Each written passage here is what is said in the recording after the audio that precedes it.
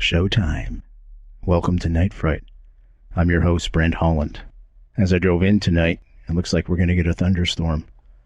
A little bit of lightning happening. Now, speaking of electricity, when one thinks of electricity, one automatically thinks of Thomas Edison. When one thinks of radio, well, of course, Marconi leaps to mind. But there's one name that has, until now anyways, gone somewhat unforgotten. Nikola Tesla. In fact, it is due to Tesla's work that we now have electricity all over the world. For in fact, he is the inventor of AC, alternate current, not air conditioning, folks. The fact you're listening to this radio show right now is another invention of Tesla's, high-frequency radio waves. But why has history chosen to marginalize him? Could it be that some of the technological revolutions he created are so threatening to the world as we know it, that they are designated top secret by national security? Technology so secret that the government denies they even exist. Rumors have been afoot for decades about Tesla's ability to manipulate frequencies in the atmosphere to affect weather patterns. Today's top secret Harp, or High Frequency Active Auroral Research Program, located, by the way, in a remote area of Alaska, is said to be based directly from Tesla's research. Is there a link to our changing weather patterns due to Harp's unbridled use of this technology that has simply gotten out of control? Wartime history is flooded with rumors about Tesla's death ray particle beam weapon. In fact, Britain and Yugoslavia are reported to have been in the process of purchasing the weapon when the Second World War came to an end.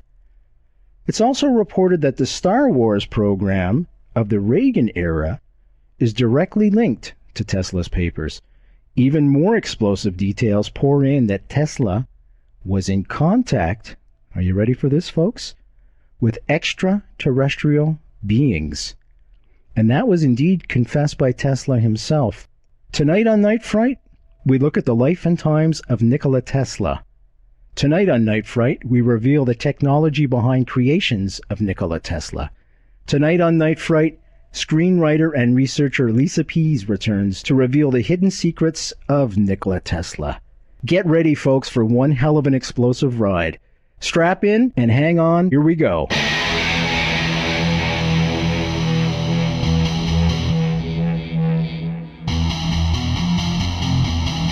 There is a time to question.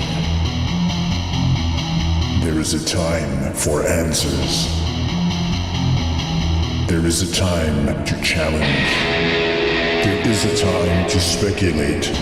There is a time for change. There is a time for truth. The time is now.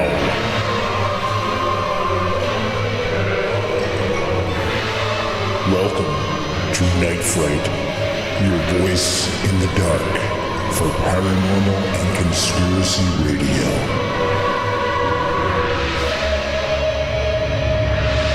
And now your host, Brent Holland.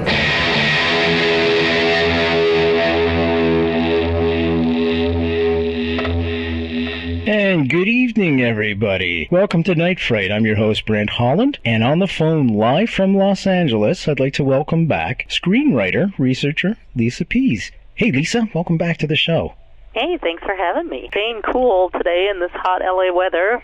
Okay. Crazy here, up and down. I'll have you know, here in Sudbury, the Great White North, it is indeed spring, and we hit, I think it was 22 or 20. Oh, I should tell you, you're going to laugh, 22 or 23 degrees. It's Celsius. Yes, so, exactly. Yeah, mid-70s. Oh, that's nice. Very nice. Oh. So it's not so bad at all. I'm sitting here I'm dying in the studio tonight because it's so hot with all the gear on and everything. So I'm sitting in shorts and a t-shirt. Yeah, don't get a visual if you're, it's radio, folks. Lisa, maybe to start us off, to talk a little bit about Nikola Tesla. Now, for those of the folks that are listening right now, they're unsure why he's important in our everyday lives.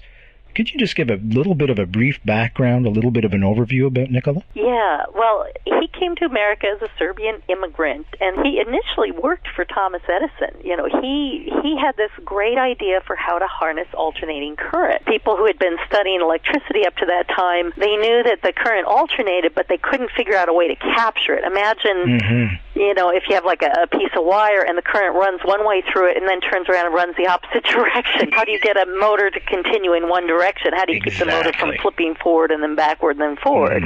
That wouldn't power anything. Tesla had come up with a way in his mind to do it, and he'd built a small prototype in Europe before he came to America. But when he came to America, he found out that not only was Edison this big-time inventor, but that Edison also kind of had a lock on all the scientific minds. What Edison said, everybody else believed. And Edison had been busy telling everybody in America that direct current was the way to go. And direct current just means you capture the energy only when it's flowing in the direction you want it to, and they had machines that were built specially to do just that. The problem with direct current is that because you're capturing less of the energy than is available, it's not very powerful. As Edison's counter to that was, but because it's not very powerful, it's very safe and no one will ever die from it. Edison was doing this because he thought alternating current was frankly too dangerous to even play with, so he wasn't even interested in trying to make a motor for it. And Edison's plan would have required a power station every mile across the country. Try and picture that, you can imagine. I mean, people like J.P. Morgan had their own direct current plant in their basement, and one time it actually caught fire and blew up in his basement. So, you know, right? As far as Edison's argument that it was safer, he was kind of direct proof that it wasn't. Absolutely. Actually, there's stories.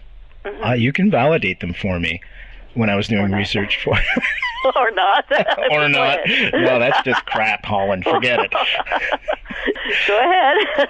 There are stories where Edison, to prove the fact that he felt that AC current was so dangerous, he would publicly take animals, and I've seen a video of an elephant, and electrocute the elephant. Right. And dogs. It started with dogs, and Yeah. people said, well, that's too far away from a human. You know, a dog's a small animal.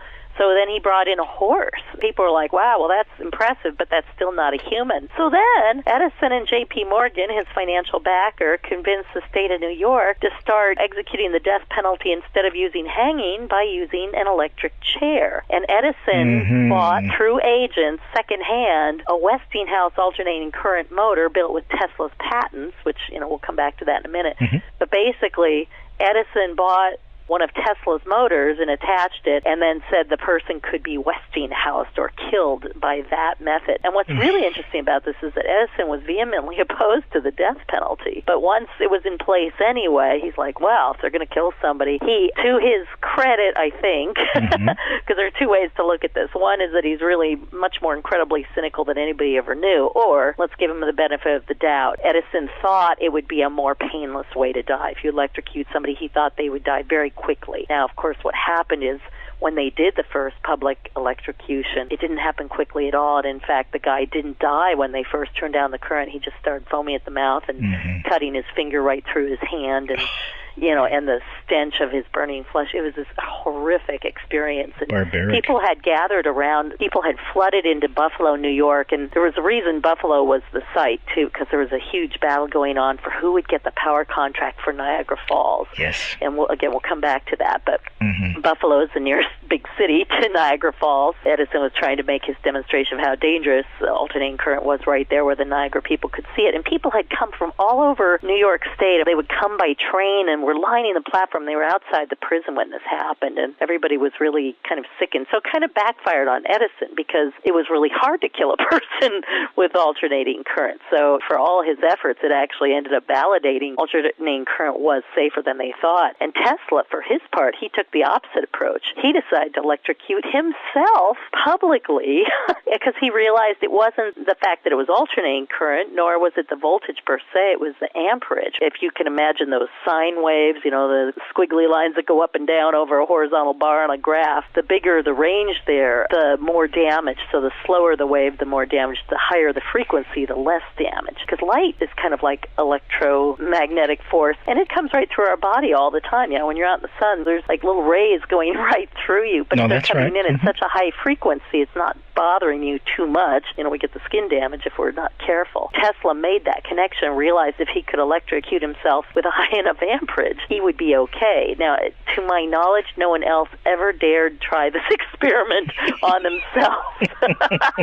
But when he did it, he would stand on a platform in cork-soled shoes, and literally sparks would fly from every point of his body. And when he turned the electricity off and stepped off the stage, he would still be sparking. And if he shook people's hands, they would feel a little jolt. You know? A little jolt and stuff. Actually, there's some great pictures, folks, on the internet. If you do a Google on Tesla, Nikola with a K, Tesla, with electricity emanating from the top of his head, and all kinds of great photos like that. As a matter of fact, he used to have Mark Twain over to his laboratory.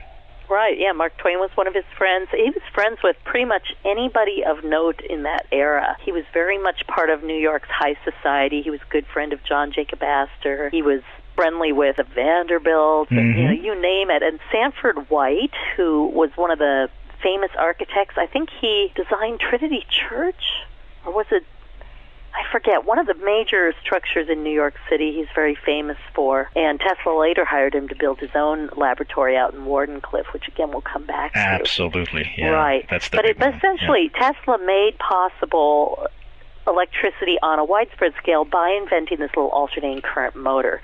And it was kind of funny because he had to leave Edison's employ to do it. He tried to talk Edison into doing it, and Edison could have made a fortune on it if he had listened to Tesla, but he refused. He said, no, you're wrong. What do you know? You're a little Serbian from another country, and I'm the big genius here, you know. And Tesla eventually got frustrated working for Edison. They had a falling out because at one point Tesla said he could improve Edison's motors even if he wanted to use direct current. Tesla said I could still make them much more efficient. And Edison had said to him, well, if you can, there's $25,000 in it for you. Now, Tesla thought that was a promise of pay. Edison made it sound more like a figure of speech. You know, like I bet you can't, basically. You know, I'll bet you $25,000 you can't. So Tesla improves it and then goes to collect his money, and Edison's like, what are you talking about? I was just joking. And this is actually the second time that this has happened to Tesla, because he worked for the Edison affiliate in Paris before he came to America. And similarly there, he had been asked to go fix a power plant in Germany, and he'd taken the train out and spent a lot of his own money buying parts and got it all working just fine. But when he got back, they said, well, you spent too much in expenses, so we're not going to give you the bonus that we promised. And so this is like the second time that he felt he had been promised money that never materialized. So he quit Edison for good. And at that point, some investors approached Tesla. You know, they knew him, and Tesla was very good at various things. And at first, they wanted to just make arc lights with him, which wasn't what Tesla wanted. He wanted to get into his alternating current machine. But they said, look, we'll set up a company, we'll use your name, you'll have all the freedom you want, and by the way, we'll pay you in stock. And Tesla, being naive to the ways of the world, thought that sounded like a marvelous idea. He was certain his inventions would make him a lot of money, but he didn't realize that he didn't have the majority ownership of the stock that the other investors did, and they eventually took his name and forced him out. And so there was a period in his life where Tesla was actually completely penniless, and he had to literally dig ditches to survive. And here was a guy who, as a kid, had almost died for the chance to go to engineering school. His father had told him, no, you can't be an engineer, you have to be a soldier or a priest. Those are the only two options. And he goes, and I know you aren't going to be able to kill people, therefore you better be a priest.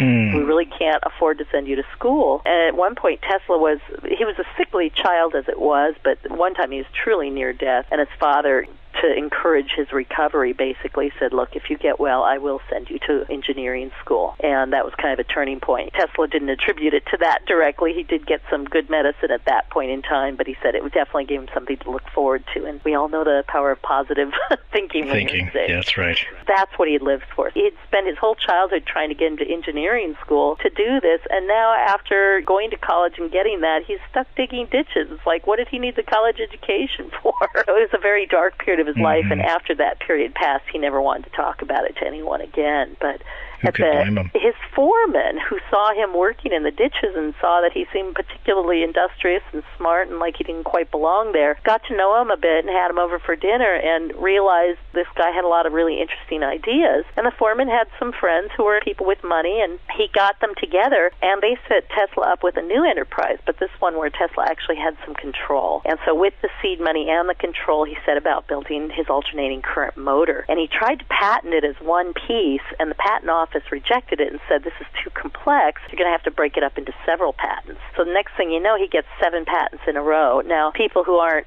inventors don't realize it's kind of hard to get a patent. You have to be completely original and do something that no one else in the world has done before. And so if somebody gets one in their lifetime, that's really huge. For Tesla to get 7 in a month is really huge. So naturally, the New York Electrical Society, word got out really quickly. Some guy is filing all these patents. What is it? I think it was Columbia University got together and said, let's have Tesla come to speak to the Society of American Engineers and explain what he's building. and Tesla kind of didn't want to because he felt having to talk about it was going to slow him down, and he wanted to hurry up and finish. But everybody was insistent, and he knew he could use the publicity in the end. So he put a little talk and a demonstration together, and it just took the Electrical Society by storm. I mean, people were so amazed. He had solved what all of them had thought was an impossible problem, building a small, efficient motor to capture alternating current such that it could be made into a commercial piece. He demonstrated not just that. He showed that you could generate a field of electricity. He would hold up light bulbs that would light without being attached to any wires. I mean, it was just like magic to people who don't understand what's going on. It's not all that magic when you understand the science, but he was a bit of a showman. He liked to kind of throw in the spectacular, if you will. And so the people were just blown away, and word quickly got to George Westinghouse, who was already investing in alternating current. He had already siphoned off whatever patents he could find. So he goes to Tesla and he says, I'm very impressed. I want to buy your patents. There's several reports that he bought them for $1 million, but they all seem to come back to one assertion of Tesla as reported by a second party who was known to exaggerate. So I don't know if it was $1 million, but there was definitely 60,000, which at that time was certainly equivalent to $1 million in our money. Absolutely, yeah. And this is the turn of the century, folks. Exactly. This is late 1800s. So that's 60,000 right. Yeah. At that point in time is just huge. And more importantly, Westinghouse offered him $2.50 for each horsepower generated. I mean, to this day, I'm not sure I pay that much in my electrical bills. I know. Could you imagine? Quite a lot. That is quite a lot of money. And that would come back to haunt him in a bit, and I'll come back to. That's but, right, yeah. Tesla was at that point kind of on top of the world. Plus, he and Westinghouse really got along. They really liked each other, whereas he and Edison were so different. Edison was not a very scientific man. Edison loved to truly experiment. Tesla made some joke like, if you wanted him to find a needle in a haystack or whatever, he would literally pull out every piece of hay till he found the needle. Whereas, Tesla would probably calculate the mathematical probability of it being in one part of the stack versus another. Because Tesla was very classically trained. I mean, he did not pull this stuff out of his head or imagination. He knew his math very well, and he figured things out mathematically, whereas, like I said, Edison had the training in the math, but he didn't like to work that way. He'd rather just stumble around till he found something, because that was fun for him, and it used to drive Tesla up the wall, because he's like, he could save so much time if he just did the math first. Lisa, was he a genius, in your opinion? He was absolutely a genius. And part of that, I attribute to his upbringing, meaning I'm not sure how much of genius is learned and how much is genetic, meaning when he was little, his father would give him all kinds of mental exercises. And again, this is just a different culture, so I don't know if this was unique to his family or if this was common in that era. But his father would give him ever longer sentences to memorize and repeat back to him. He would do mental games with him where the father would have a little deck of cards with symbols on them, and he would hold them up so that Tesla couldn't see it, but the father could, and he'd have Tesla guess what the symbol on the card was. It was like he was going through ESP training, if you will. And remember, ESP does stand for extrasensory perception. It's not something necessarily magical, since all our thoughts are essentially electrical signals. To me, it makes total sense if some people can read those signals better than others. It's not woo-woo-woo crazy stuff. Oh, no, it's absolutely something we don't not. understand, Yeah. Because we haven't studied it the way we've studied other scientific phenomena. Actually, a good example of that, folks, would be everybody's gone through this. You're thinking of someone, and all of a sudden the phone rings. Bingo. Yep. There they are. Yeah, we pick up those signals somehow before they arrive. So I do attribute part of his genius to that kind of training. But Tesla was different. He was an obsessive compulsive, and that had its good points and its bad points. The bad points were if he started to do like a physical task, sometimes he would have to continue it in sequences of 3 until he felt okay. Like if he walked around the block, he'd actually have to circle the block 3 times before he could go in the door. So, not a very efficient way to live. But on the other hand, at one point when he was a child, he picked up a book of Voltaire, And he felt compelled to read every single thing Voltaire had ever written. And when he started this compulsion, of course, he had no idea how much Voltaire had written. He'd written something like 180 volumes. I mean, it was just outrageous. And Tesla later cursed. It's like, this man must have lived on coffee alone to have written so much in so short a time. Should have picked up a Batman magazine. Yeah, and it was kind of sad, too, because in school, Tesla was so obsessive about doing his homework and doing it well that when he went home, his father did not even praise him and said, you're working too hard and you really need to rest. What Tesla didn't learn until years later was that his teachers had told his father, if Tesla keeps up this pace, he's literally going to kill himself and you got to talk him down. But the father didn't want to tell Tesla that. So Tesla thought his father wasn't proud of him, and he was very hurt by that, you know, because he was working so hard in part to impress his father, like, see, it was a good thing you sent me to school. So, you know, totally mixed signals, and later in life he found out what had really happened. Lisa, I'm going to do a station break, but when we come back, I want to tackle one of the rumors that I mentioned before, and that one is going to be Harp. I want to talk about Harp and how Tesla is rumored to have been able to manipulate the high frequencies in the atmosphere, and how Harp has taken that technology to manipulate the weather. We'll find out if that is true. Or so we're told. Or so we're told. So we'll come back in just a second. Folks, if you're just joining us, Lisa Pease is here, and we're talking about Nikola Tesla. It's a fascinating subject. Nikola Tesla was the inventor of AC, alternate current. And he's the reason why we don't have a power plant every mile across the country, across North America or the world. It's due specifically to his invention. Lisa is a screenwriter. She has written a screenplay as a feature film on Nikola Tesla. You also will remember Lisa Pease is an incredible researcher and a great writer. She has a book called The Assassinations, which can be got at amazon.ca or amazon.com. You're listening to Night Fright, your voice in the dark for paranormal and conspiracy radio. The time is now. And now your host, Brent Holland. You folks, you are listening to CKLU 96.7 FM, Laurentian University, Sudbury. And it's beautiful in Sudbury today, and I can hardly wait for a few more days like this to go by. And then I may even chance going in the lake. I don't think so. Wednesdays from 3 to 5 in the afternoon, and from 10 to midnight at night. And you're listening to Caper Radio, Cape Breton University, Sydney, Nova Scotia. Wednesdays from 3:30 in the afternoon to 5:30 in the afternoon. CILU 102.7 FM, Lakehead University in Thunder Bay, Sunday nights at midnight. CJMQ 88.9 FM, the voice of the Eastern Townships in Sherbrooke, Quebec. And you can listen every Saturday between 9 and 11 in the evening. CJUM 101.5 FM, University of Manitoba, Winnipeg, Manitoba, Wednesday nights, Thursday mornings, 1 a.m.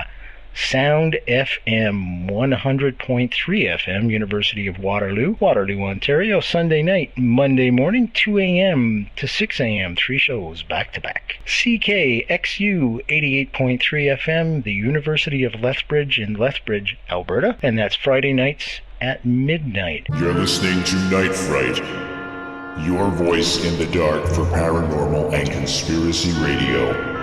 The time is now. And now your host, Brent Holland. And we're back with Lisa Pease. We're talking about Nikola Tesla. And before the break, I had mentioned that Nikola Tesla is reported to have been able to manipulate the high frequencies in the atmosphere. And we bring it forward to an organization called HARP. And HARP stands for High Frequency Active Oral Research Program. And they have an installation in a remote area of Alaska, and it's reported. Now, these are all rumors, folks, and we will find out how factual the rumors are in just a few seconds, that they're able to manipulate the weather. Now, my question to Lisa is that why our winter was so long this year? Are they pissed off at Canada? Oh, my. Well, first of all, I've got to say that anybody who talks about what HARP is, there's so much disinformation about it. I truly don't pretend to know for sure. I've got Nick Baggage's book on HARP. Angels Don't Play This HARP. It's a very interesting book. But I've heard all different kinds of things. My parents actually were up in Alaska at one point, and they were near the HARP facility, and they were talking to the locals there. And the locals all seemed to think it had something to do with protecting them from UFOs, which sounds like a very useful cover story. I'm pretty sure that's not what it does. But it's the kind of thing where when somebody's putting out disinformation, it's very hard to find out what it really does do. Exactly. Others have said it's for sonar communication with submarines around the world. Oh, I haven't heard that one. Pardon? I didn't hear that one. That's new to I've me, heard that. Others have speculated that it has to do with a missile shield. I mean, there are so many things that it could be doing, all of which could be true, and I really don't know which one it is. I would say it's certainly possible it was inspired, because Tesla, I'll talk about what Tesla did, because I know for sure about what that was, but I really can't say with any authority. In fact, I would definitely question accounts that HARP is based on Tesla technology. Maybe it is, but maybe it isn't. But what Tesla did is, at one point he had left New York, where he spent much of his life. Somebody had promised him free energy, which I think is pretty hilarious, meaning he wouldn't have to pay for it if he went to Colorado. He knew some guy who knew the owner of the local power station and said, look, if you want to set up there, you can have all the energy you want. And Tesla's like, wow, what a deal. Plus, they told him there are spectacular lightning shows out in Colorado, and there are. If you've ever been there, it's really one of the best places to see lightning probably on the planet. So he set up a lab on Pikes Peak, not at the top, but on the way up, if you will, and he started doing research, and he was building what he called an oscillator, which is interesting, because I think of an oscillator as something that vibrates, and what he was doing is he was amplifying the energy, essentially, to increase the frequency. And the nearest analogy I can make that people might understand is if you've ever hit a tuning fork and held it near a stringed instrument, the string that has the note that's the same as that tuning fork will start to vibrate. That's right.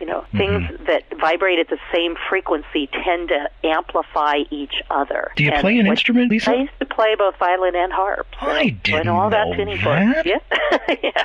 I was better at the harp, and it was only spelled with one A. Yeah. That's funny. Anyway, that was many years ago. Okay, we'll talk about that later then. Yeah, but he found that energy also does that you can get energy things to vibrate at certain cycles, and he was trying to find out, for example, the conductive vibration frequency of the Earth, and determined, I forget if it was 40 or 60 cycles, but somewhere around there, and he did experiments where he would literally kind of pump energy into the Earth, and then he'd try and measure the return to see how far the energy got before it dissipated. Lisa, I think it was 8 hertz.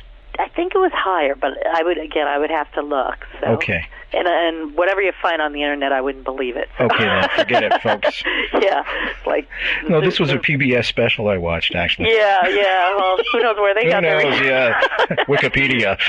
Yeah. No, it may have been 8 hertz. I truly don't remember, but it could have been 20. For some reason, I thought it ended with 0, but we'll see. Who knows? And it doesn't matter. I'm not a scientist. I can't build anything to that specification anyway. But what Tesla came to believe, and again, I don't know if this is true or not, but he came to believe that the Earth actually had standing waves in it, kind of paths that an electrical signal could follow, that energy, when we talk about wireless today, we talk about sending information through the air. Yes. When Tesla talked about wireless, his goal was not to send information through the air. His goal was to send actual energy through the air. And when he stumbled upon radio, as he did, to him it was only a precursor to actually sending energy, whereas other people were so happy to just send a voice signal that they were ecstatic and stopped there. But Tesla was obsessed with trying to send energy. And you can't send energy through nothing. You have to send energy through something. So he tried bouncing it through the Earth and had what he considered some success with that, and I'll come back to that in a second. He also tried bouncing it through the upper atmosphere and had some success with that, and that's the part that may be more related to HARP than the other. He had sent out a signal, and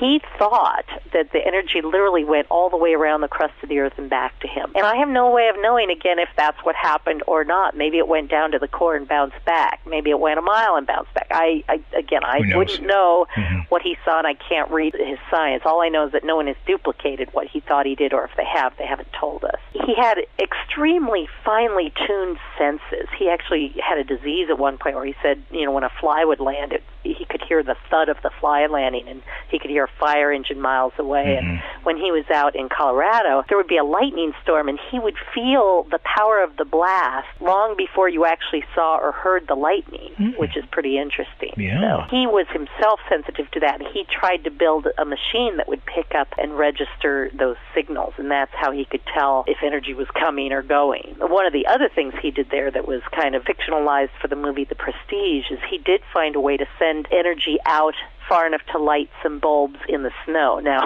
in the movie, they make it look like it's miles from his lab. Of course, that's not how it really happened. It was Hollywood. like 25 yards from his lab. And again, he wasn't really projecting the energy in a beam, so to speak. It was more like he was sending so much energy out in all directions that it was enough for the light bulbs to pick it up from their metal conductor, which was attached to the ground. It could very well be the energy was going right through the ground to the bulbs. So we don't know quite how it worked, but he was able to light those bulbs without wires. It was not magic, and it was not miles away. And there are, different authors dispute, how far away it was. One person said he lit up a bank at 20 miles. I've never seen that in any other source, but that one author's, I think, again, it was an author that was prone to exaggeration. There was one young guy who really a fanboy, if you will, of Tesla, and wrote this kind of glowing book, where Tesla could do no wrong, and Tesla was a gift from God, and all this kind of stuff. And unfortunately, that was kind of the first official biography of Tesla. So a lot of people had quoted him unquestioningly until years later, a woman named Margaret Chesney came along and questioned everything and did a lot of homework and got a lot of it right. But even she had her limits. She didn't have the internet, for example, and she said she couldn't tell from anything she had read if Tesla had ever succeeded in lighting the lamps remotely. I went and read Tesla's Colorado diary, and it's very clear in there, and there are even pictures of what it looked like. And it's clear that he did that, and Tesla did also talk about it in a New York Times article I found later. I do know that he did succeed, but on a very, very limited scale. The other thing I want to point out, because we'll see this sooner or later, there's a famous picture of Tesla sitting in front of this machine that's throwing out these huge, what do they call them, streamers of electricity. And that is a double exposure. If there's a machine like that and it's throwing out electricity like that, you would not sit in the room with it or you would be fried to death. So I want to encourage people that was a double exposure, and he made no bones about it. He never tried to pretend that, but years later people thought he was some sort of a magical guy because he could be in the presence of all that electricity and not be harmed by it. And no, he would have been harmed by it. Big time. Photographed separately. Let's talk about Niagara Falls. Yes. You alluded to it before. When Tesla was a kid, he had seen a photo of Niagara Falls, and right away his mind started whirling, and he had water wheels in his neighborhood, and so his first thought was, wow, you could put a big, huge water wheel in Niagara Falls, and that would generate motive power, and you could run a train across Niagara Falls. You could just do things with a water wheel. Of course, that was as a kid. As he got older, he realized that could be used to turn a generator to generate electricity. But right from the start, when he saw that photo, it became like his obsession that he wanted to be the one to get the power from Niagara Falls. And he was very focused on that. And when he came to America, at that time, an international commission was forming, led by Lord Kelvin in England, trying to find the best possible solution, because you kind of only get one shot at it. It's not like you can build competing power stations in Niagara Falls. So they really wanted to do it right. And what was kind of funny about it at first, and this is such a quintessentially American story, the Niagara Commission was mostly a bunch of rich New York businessmen. And what they wanted was for somebody to submit the brilliant idea, and then they would build it themselves. So they weren't about to go share the profits with whoever had the brilliant idea. They just wanted the brilliant idea. So they set up this contest, and they offered, I think, maybe $300,000, which sounds like a lot of money. I mean, if you're a screenwriter and somebody has a contest and the payoff is $300,000, even now, that sounds like a lot. Or a musician. Right, but to Westinghouse, to Edison, to the big minds of that time, $300,000 wasn't that much for what they knew the power would be worth. And so they're like, when the commission gets serious and offers real money, then we'll be interested. The commission didn't really get any takers on the first round of their contest, so to speak. They realized they were going to have to cut some serious deals, and they were going to have to share the wealth, and they were going to have to go into business with. At that point, there were really only two choices. It was either going to be the Edison and J.P. Morgan team or the Tesla Westinghouse team. And so that's one of the reasons Edison was trying so hard to ding Westinghouse and to make him look so dangerous and electrocuting animals and people, to try and discredit Westinghouse. In the meanwhile, there is a World's Fair coming up. There had just been the World's Fair in Paris, a big, huge World's Fair, and I'm reading a really good book about that by Jill Jonas, by the way, Jonnes. She wrote an interesting book on Tesla and Edison in the period that I'm talking about called Empires of Light. But then she went back in time to the World's Fair in Paris, which I think was 1884, 86, I have to double check. At that World's Fair, they had several electrical exhibits, and of course the Eiffel Tower was built for that World's Fair, and they had lit the entire Eiffel Tower with little lights all the way up the side. It was just spectacular and beautiful. When the World's Fair came to America, it was originally to come on the anniversary of Columbus, arriving in America, 1892. They missed that goal date by a year. They called it the Columbian Exhibition, but it actually didn't go up till 1893.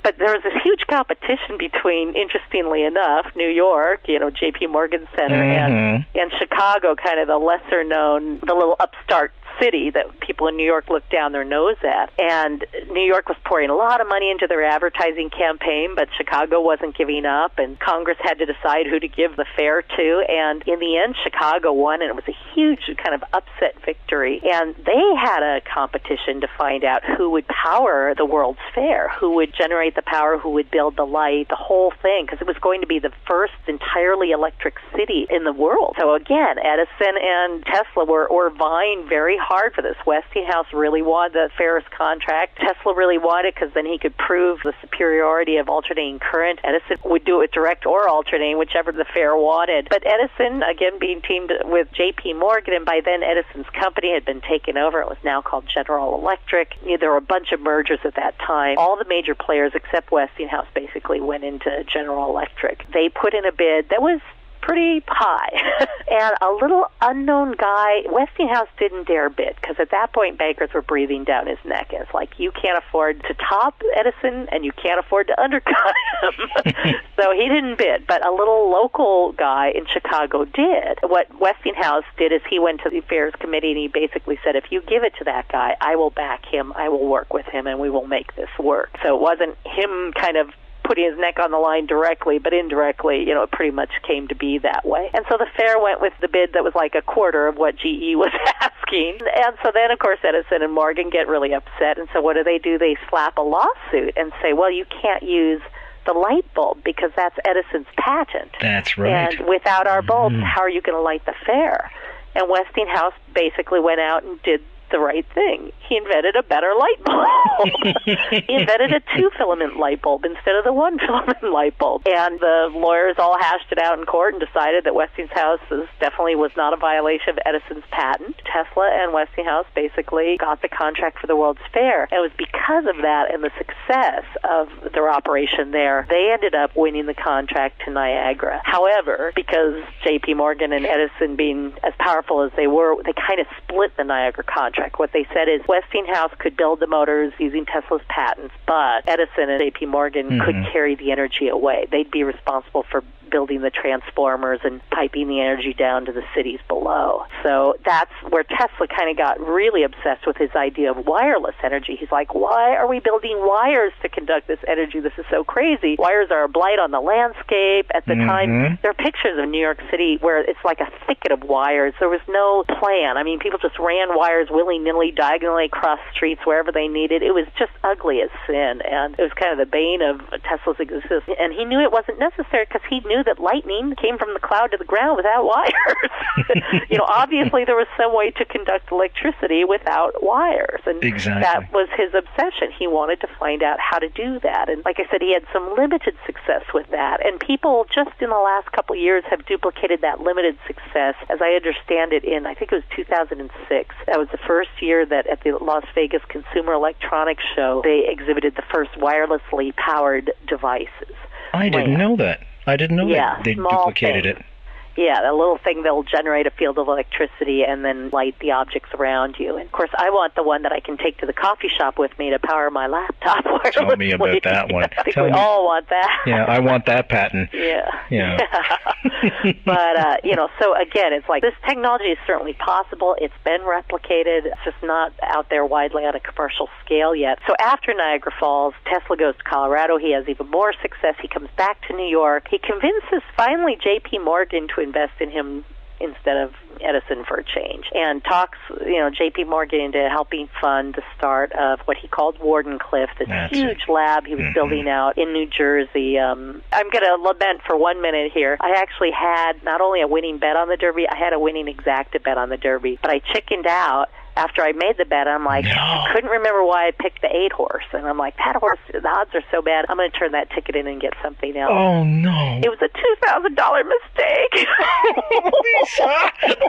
I really could have used that money. Tell me about anyway. it. So, what a drag. and now I can bet on the horse, but it won't matter because now everybody's going to bet on that horse. But I just want to mention, too, I looked up the Paris World Fair. Oh, yeah? Thank God for the Internet, eh? I'm sitting here with my laptop. In some ways.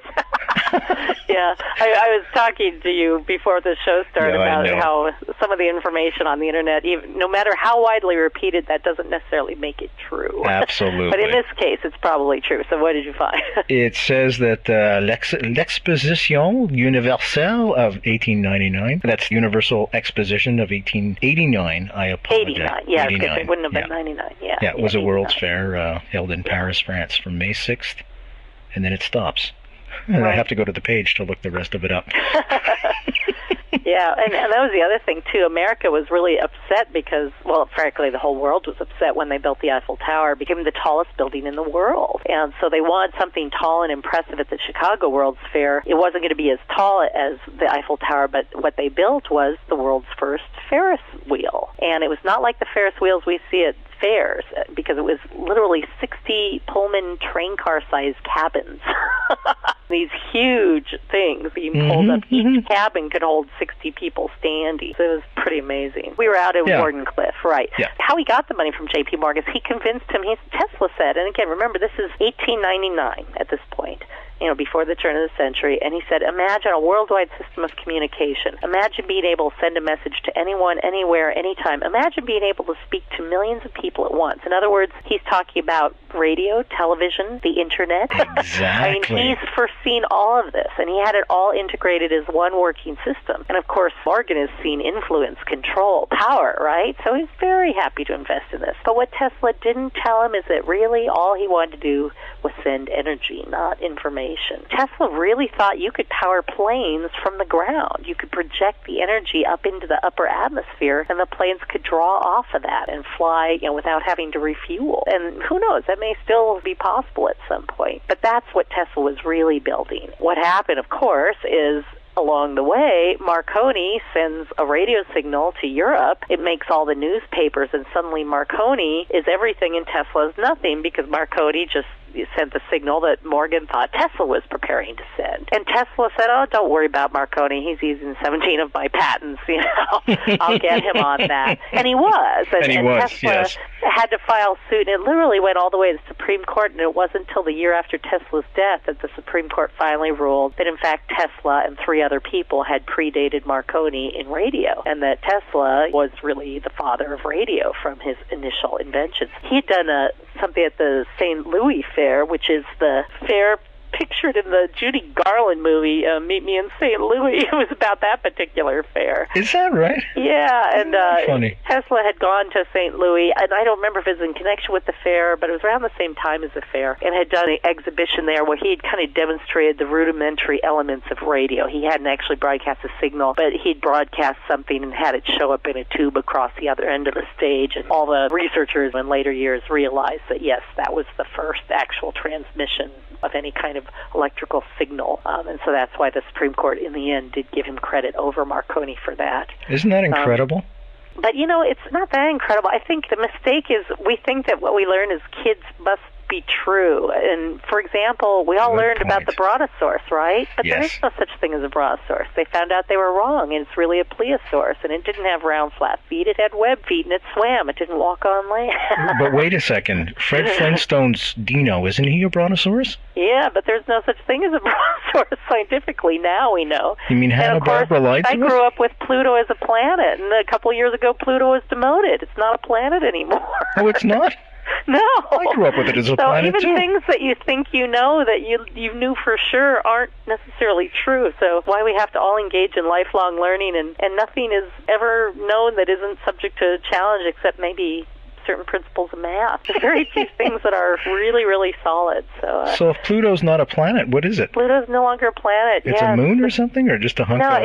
it's technically an asteroid, but it's Really? it's like a recurring asteroid Uh-huh. with an orbit, but it's not considered a planet anymore. Yeah.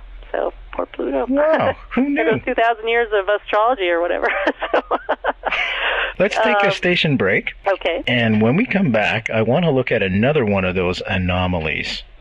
I want to look at the fact that he claims he received communication from extraterrestrials. And when we come back, we're going to take a look at that. And we're going to talk a little bit more about the amazing life of one Nikola Tesla. You're listening to Night Fright, your voice in the dark for paranormal and conspiracy radio. The time is now. And now your host, Brent Holland.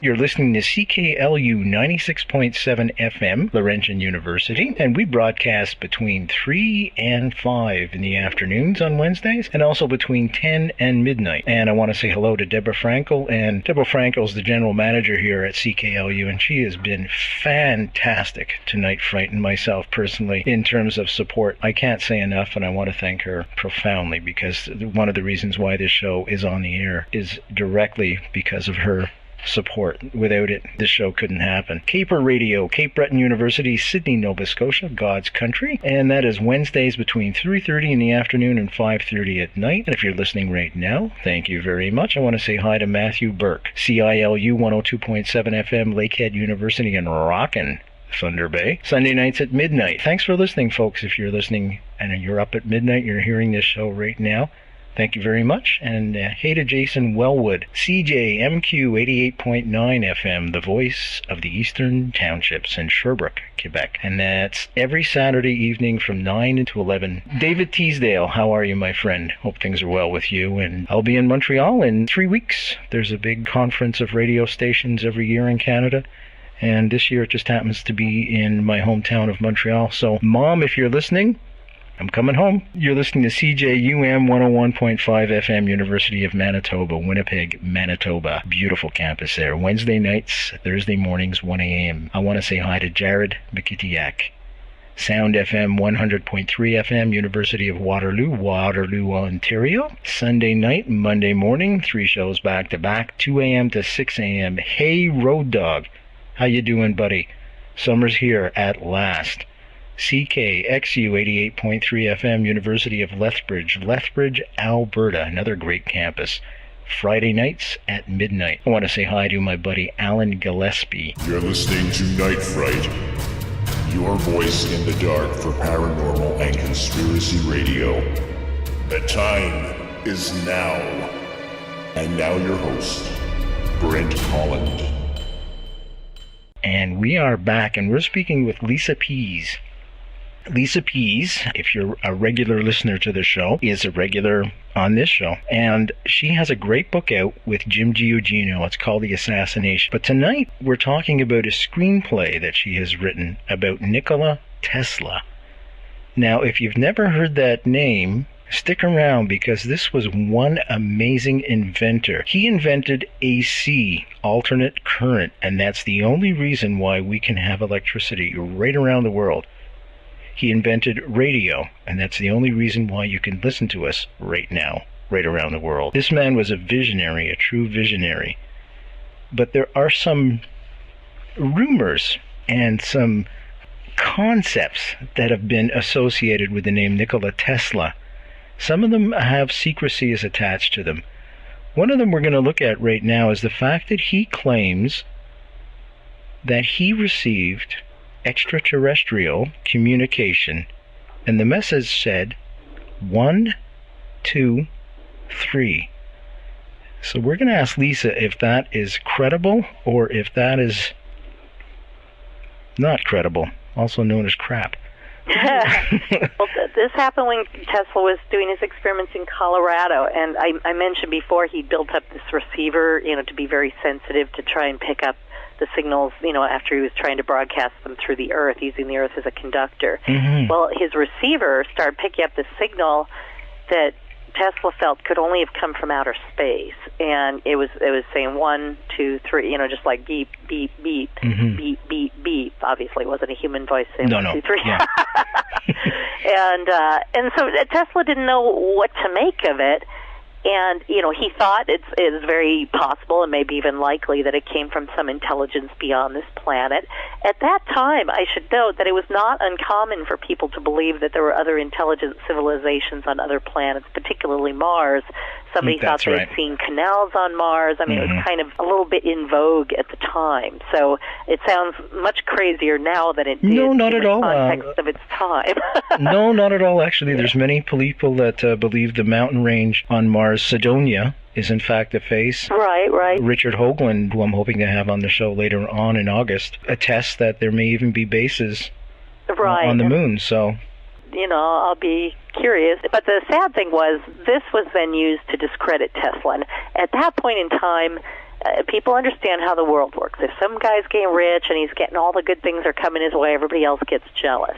And Tesla's patents were invaluable at that point in time. I mean, he had a complete lock on alternating current motors for, whatever the initial patent period is. I think they get 10 or 20 years or something before then it gets opened up to the public.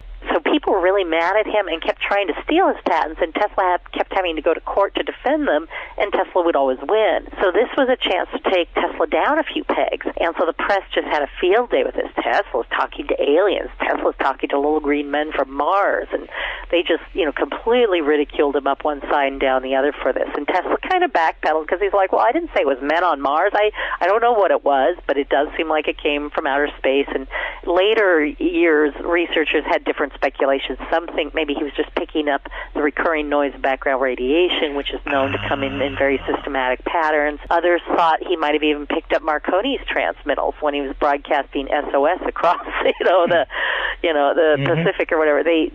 There are any number of explanations for what he could have been hearing, and they're not all extraterrestrial. So I just want to be careful that, yes, Tesla did make that unfortunate claim. He didn't stick to it, and he really didn't know what he was saying, nor the impact it would have. I mean, I think he would just cringe in his grave to think 100 years later people are still saying he talked to aliens when he really had no proof of that. And he did tend to be a somewhat careful guy, and in his lifetime people started saying things like, oh, he's from Venus, he's from another planet, Oh, man. He became a New Age symbol. He wrote a really amazing article in a magazine called Century Magazine, mm-hmm. which is appropriate because it was 1900 at the time, and he wrote kind of his vision for the future. His good friend Robert Johnson, who was the editor of the magazine, had invited him to write about its Colorado experiments because Tesla was so, excited about all the scientific advances.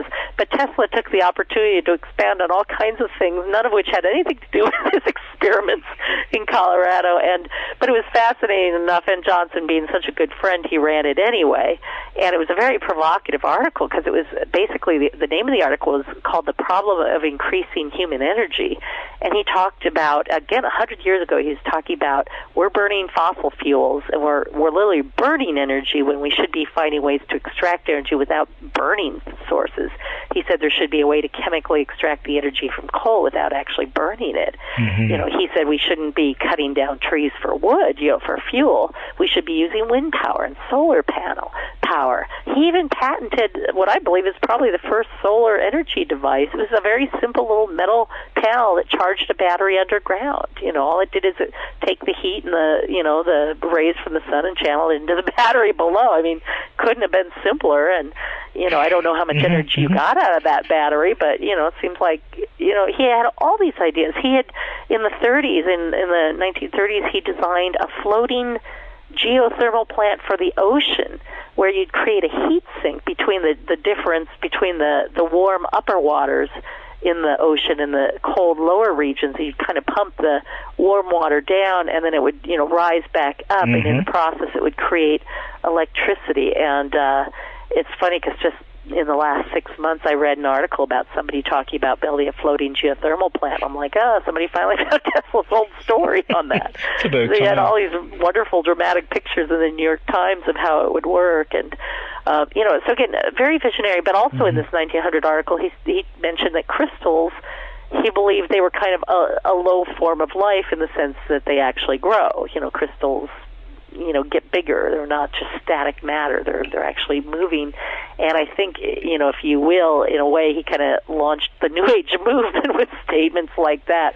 People who wanted to believe in these kind of magical things anyway kind of glommed onto him. And unfortunately, again, a lot of that stuff has, what I feel, marred his very real, very scientific legacy. And now people think of him as this kind of woo-woo magician type person, and that's not what he was at all. And I was just so angry when I saw the prestige at how they treated Tesla, because Tesla, like I said, he was a scientist, he was an engineer, he was not a magician, and he didn't do magic tricks, and it's like he made real things that really work. To see him pixelized like that is very distressing, because it just makes it that much harder to tell the truth about this pretty amazing character. Let's talk about some of his quirks. Well, you can clarify these for me. As I said in our pre-production talk, I did a little bit of research on Monsieur Tesla, and I found out that he didn't like to touch hair, didn't like perfume, jewelry. He always ate at a place called Delmonico's, which was this expensive restaurant. He drank whiskey every day because he claimed that would make his life expectancy to 150 years. And some of those are true. And he had all kinds of... Okay, go ahead. What was that? He had all kinds of women after him, including Sarah Bernhardt. But rumor is afoot that, quote-unquote, he destroyed his manhood. Now, I don't know exactly what the heck that means around the age of 40, if he castrated himself or what the heck he did. He made a statement at one point about kind of getting his willpower so strong, that he could completely control his body. And somehow that's been twisted into he destroyed his manhood, which is not at all, I think, how that originated. It's like a long game of telephone. Yeah. There was speculation that he might be gay. I have never seen any evidence of that. I think he explained this to, pretty much anybody who asked. He was so passionate. All his passion was channeled into his inventions. He felt he could really change the world for the better. He didn't want to waste one time with anything that wasn't going to take him a step further to his goal. Sex just wasn't as exciting to him as electricity. I mean, that was his mistress. And, if you will. No, okay. Although he did kind of fall in love with a pigeon at one point, which I'll come back to. And, I mean, it was truly the love of his life. A pigeon. A pigeon. But, geez, thanks for that visual, Lisa. Yeah, we'll come back to that. No, but he did have a problem with human hair. That's documented. And it wasn't jewelry so much, because he liked certain kinds of jewelry. He didn't like anything round. So pearls really upset his stomach because they were round, and peaches and oranges, anything that was round it's like that shape for whatever reason really upset him. And it's unfortunate because he had to work with it for his work.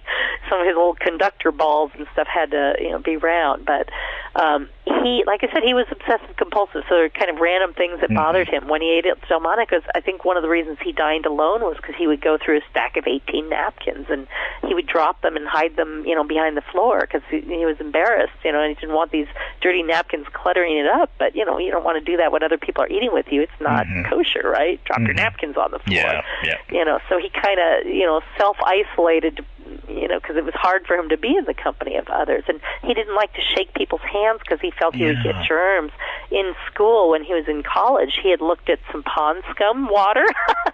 Most of us have done this at some point in junior high or something. You go through the point where you look at pond scum under a slide and you see all this bacteria and stuff crawling around in there and big hairy creatures. And Tesla saw that and could never drink water again. That's why he drank alcohol, because he knew that would kill off any bacteria that might be floating around in there. So he trusted alcohol, but he didn't trust pure water. In later years, he gave up the alcohol and drank boiled milk. And of course, he did not live to be 150, but there was a time where he thought he could. He said he came from a line of long-lived people, and he also felt that overeating was a cause of death, and he was extremely skinny. And he's definitely wrong about that one, I can tell you. Yeah. Oh, my. How old was he when he died? He was in his 90s, wasn't he? Late 80s, I think. Late 80s, yeah. January of 43 when he died. He was born in July of 56, so was that 87 or something, somewhere around there.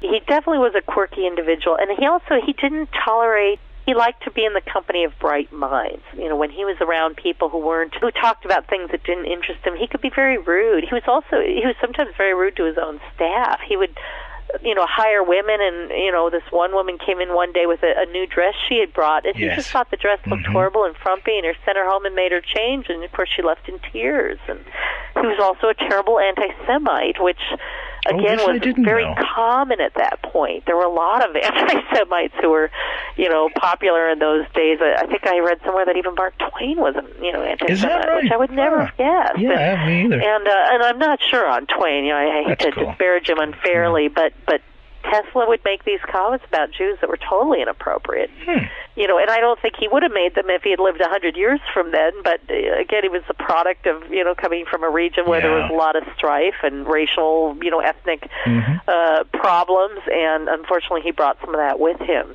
So,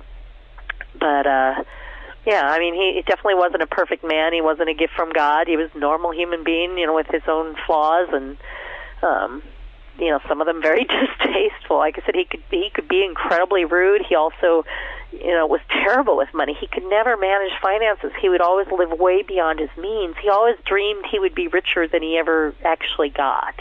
And at one point, I mentioned that, he kind of fell in love with his pigeon. What's that about, Lisa? When he was a kid, he used to, hang out in nature all the time, and he had a cat, and, they'd go play by the fields, and the cat would chase birds and stuff.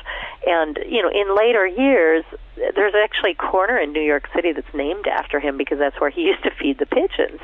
And I think it's because he literally, it's easier to get along with animals than it is with human beings. And when you're old and lonely, who else is going to give you the time of day, right? And so the birds would kind of sit and talk to him, right? And he would bring them food, and they'd be happy, and they'd come and perch on his shoulder or on his head in some cases.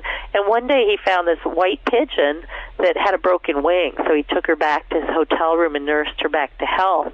And then she would always come to him when he went out to feed the pigeons. She'd be right there. They kind of became friends. And at one point as she got older, she sat on his window ledge and kind of gave him a meaningful look and flew away. And he said in that moment that he would never see her again, that she was going off to die. And in the years that followed, he kept looking kind of for her, and he even said to somebody at one point, any one of these pigeons could be her, that she might have reincarnated as another pigeon or something. I mean, just so kind of poignant. He was so attached to that one pigeon, and to the point where he'd leave work early. He never left work early for anything. He'd work from 10 a.m. to 5 a.m.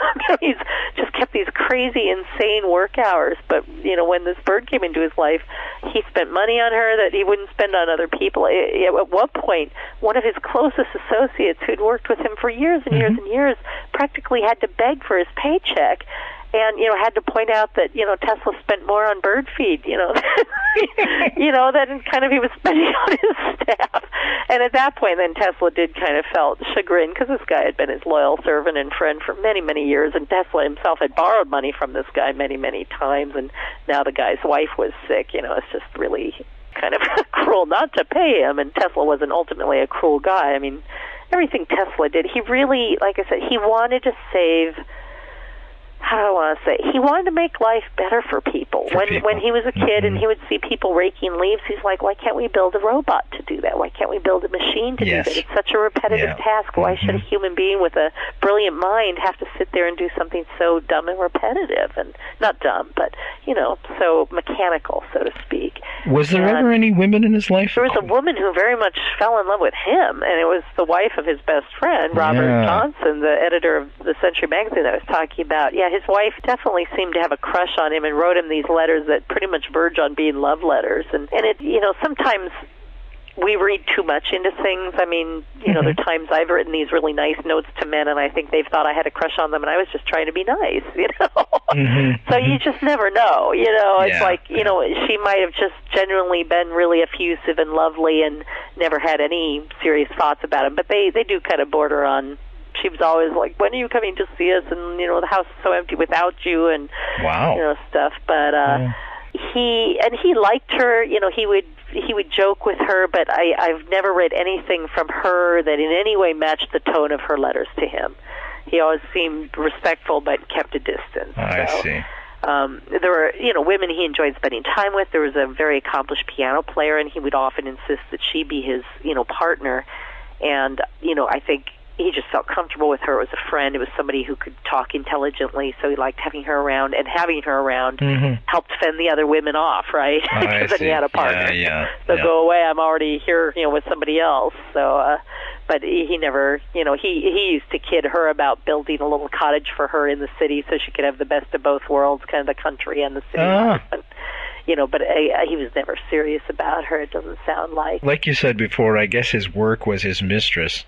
It was. And he basically said that to Mark Twain. He's like, a writer can be inspired by a woman, and that can give him more fuel for his art. But he said an inventor is so full of passion, if he were to turn it to a person, his work would suffer, you know, because then that passion wouldn't be available for his work. And I would highly dispute that, of course. I think passion breeds passion. You know? Yeah, absolutely. You're passionate in one area, you can be passionate in 10 at once, you know? So, I mean, that's my life. I agree. I have all kinds of interests, you know, and one doesn't seem to detract from the other. But it's definitely a factor of time. I know there are only so many hours in the day, so... And one of the reasons, too, he would even go to these parties at all was basically to make contacts and raise money. I mean, that was a huge motivator. He was always looking for his next investor, and he really thought wireless energy would be his big legacy to the world, even though he'd already given us, you know, the capturing of alternating current and radio, and you know, he basically kind of pre-invented the fluorescent light. He used to, you know, hold these bulbs that would light up with no apparent means of support. They were precursors to fluorescent lights. He invented, you know, kind of the neon light. He didn't bother to patent those things because they were just kind of trifles to him. He took X-ray pictures before anybody kind of knew how to do that. He never claimed to have discovered X-rays. He read about them, you know, with the rest of the world when Röntgen, or however you pronounce that, had discovered them. But he was experimenting in ways that perhaps others weren't. He experimented with a ruby in a way that sounds very much like a laser beam. And again, this was long before lasers were really discovered, quote-unquote, until the 50s. But from reading what Tesla, it sounded like Tesla was playing with something remarkably laser-like. And we will come back to that in a few minutes. Okay. That whole particle beam. When we come back, we're going to go into World War II, and we're going to talk about a reported particle beam that Tesla is said to have made. In fact, there are rumors afoot that Britain had been in negotiations to buy this particle beam to shoot down airplanes during the Second World War with Tesla for $30 million. And apparently what happened, according to the rumors, he wanted payment before he sent the last part of the technology to Britain. When Yugoslavia was attacked by the Nazis, Tesla also tried to sell them 5 of these particle beams. Now we fast forward to the 1980s and the Reagan era and Star Wars, which is exactly what that is. It was a particle beam that would shoot into the air and shoot down incoming ICBMs, intercontinental ballistic missiles with nuclear warheads. When we come back, we're going into that, folks. You're listening to Night Fright, your voice in the dark for paranormal and conspiracy radio. The time is now. And now your host, Brent Holland. I just want to let you know that you're listening to CKLU 96.7 FM, Laurentian University. And we're in the beautiful city of Sudbury, sitting right on the lake. And as I look outside, it's hazy, and we just might get that thunderstorm, the first one of the season tonight. You can listen to Night Fright any Wednesday between 3 and 5 in the afternoon, and 10 p.m. and midnight at night. Caper Radio, Cape Breton University, Sydney, Nova Scotia, from Wednesday 3:30 in the afternoon to 5:30. CILU 102.7 FM, Lakehead University, Thunder Bay, Ontario, Sunday night at midnight. CJMQ 88.9 FM, the voice of the townships. And that's in Sherbrooke, Quebec, just a little bit south of Montreal. Saturday, 9 p.m. to 11 p.m. CJUM 101.5 FM, University of Manitoba, Winnipeg, Manitoba. And that's Wednesday nights, Thursday morning, same thing, 1 a.m. Sound FM 100.3 FM, University of Waterloo in Waterloo, Ontario. Sunday night, Monday morning, 3 shows back-to-back, 2 a.m. to 6 a.m. And CKXU 88.3 FM, the University of Lethbridge in Lethbridge, Alberta. And that's Friday nights at midnight. You're listening to Night Fright, your voice in the dark for paranormal and conspiracy radio. The time is now. And now your host, Brent Holland. And now back to Lisa Pease. And Lisa Pease, let's talk about this particle beam and the technology behind it.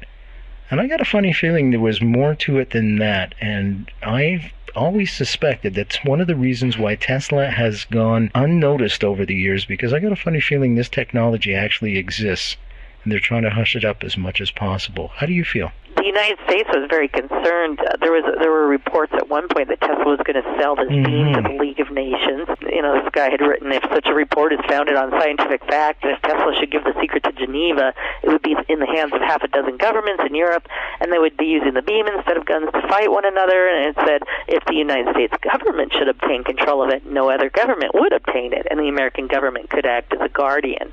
And I think that's probably a safe bet as to what happened. And there was a break-in at Tesla's hotel room. People would come in and, you know, try and steal his papers, and Tesla said, you know, he kept his most important thoughts in his head. He didn't write them down. So unfortunately, you know, some of what we might have needed to know died, you know, with Tesla. But I do think, and here's the other thing that most people don't understand, Tesla never envisioned this as an offensive weapon. Tesla described something that would be like built into a fort.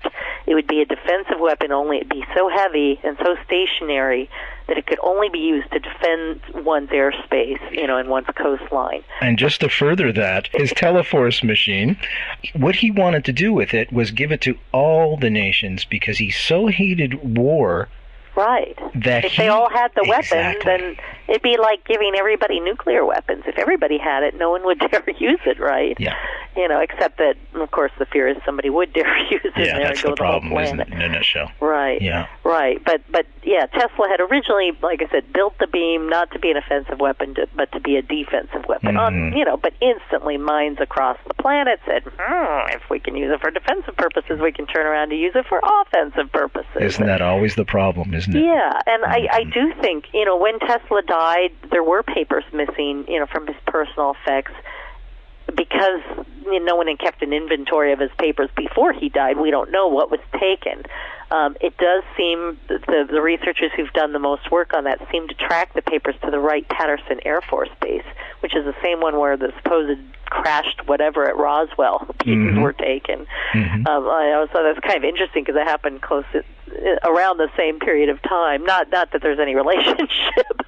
Well, we don't know. I wouldn't want somebody to say, "Oh, she said we shot down a spaceship with a particle beam." No, that's not what I'm saying at all. I'm not saying that. I'm not even thinking that. I wouldn't have thought if I hadn't just said those two things side by side. That's okay, Lisa. But, tune into our... don't think there's any connection there, no. In July, we're doing a whole special on UFOs, so tune in for that one there. Oh my! But anyway, no. But this technology really was way ahead of ahead of its time. Completely. I mean, we'd barely split the atom and started to figure out how to build a nuclear weapon. He was already trying to sling particles in series, you know, through a beam, and yeah, that's why he didn't want to call it a death ray, because he said a ray dissipates quickly. You know, it's like this would be a beam of particles, you know, actual things that you're shooting, not just like a ray of light or something. Yeah, he would shoot them focused in the air or wherever. Yeah. And it does seem that that's, you know, what did eventually become Star Wars. Now, again, whether they built that based on Tesla's papers would be sheer speculation, because we don't know what they had or what was in them.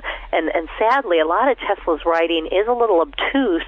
He often left out important details. I mean, when people build Tesla coils, if you don't follow his patents exactly, you don't have much success. And even if you do follow it exactly, you might still be missing something that he just didn't think to put down because it was so clear to him in his head. He didn't always include all the ingredients in his recipes, so to speak. So, I'm not sure. Again, I think it's a complete fallacy to draw a direct line to Star Wars and say that came from Tesla. Isn't that interesting, very similar, Yeah. Isn't that interesting, though, that geniuses in general just assume that novices, like me, just understand automatically what they're talking about? Right. Like we'd be on the same level with them. It's hard for them to think with any other brain but their own. I mean, that's all of us at our own levels of intelligence. I think we all think that way, In terms of music, Mozart was very frustrated with the rest of the world because he worked so fast, and people couldn't figure out how he could work so fast. Yeah. And he had a lot of competition, and his competitors in music were just trying to marginalize him all the time because he worked so fast. Oh, he's not working in detail, etc., etc. Right, and that's the other thing, too. Lesser minds always want to put down greater minds because I think they honestly don't think they are greater minds because they simply don't connect with it. They can't recognize it, and or they're totally jealous. I mean, obviously that plays a huge role.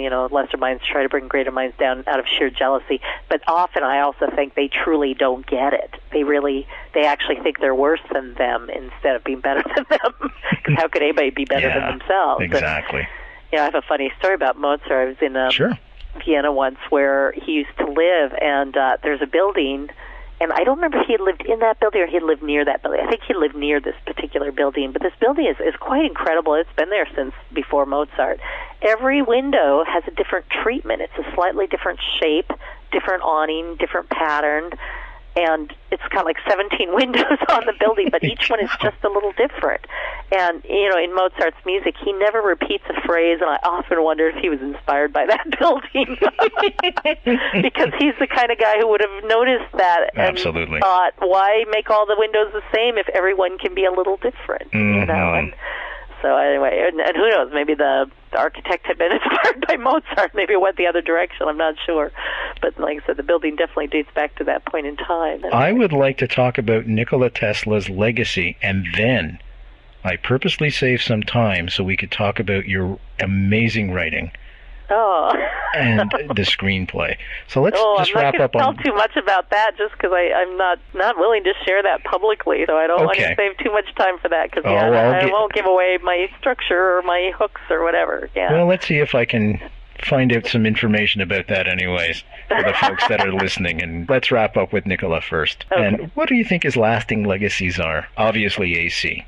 I would say that's probably his biggest one. Yeah, the fact that he captured alternating current when, like I said, at that time, people literally thought that whole motion machine, that it was just an impossibility. How could you capture the energy going one way at one point and then reversing going the other way without them canceling each other out? And he came up with, if you can imagine like a rolling X where each axis of the X flashes at a different time, that's kind of, he had these signals out of sync with each other.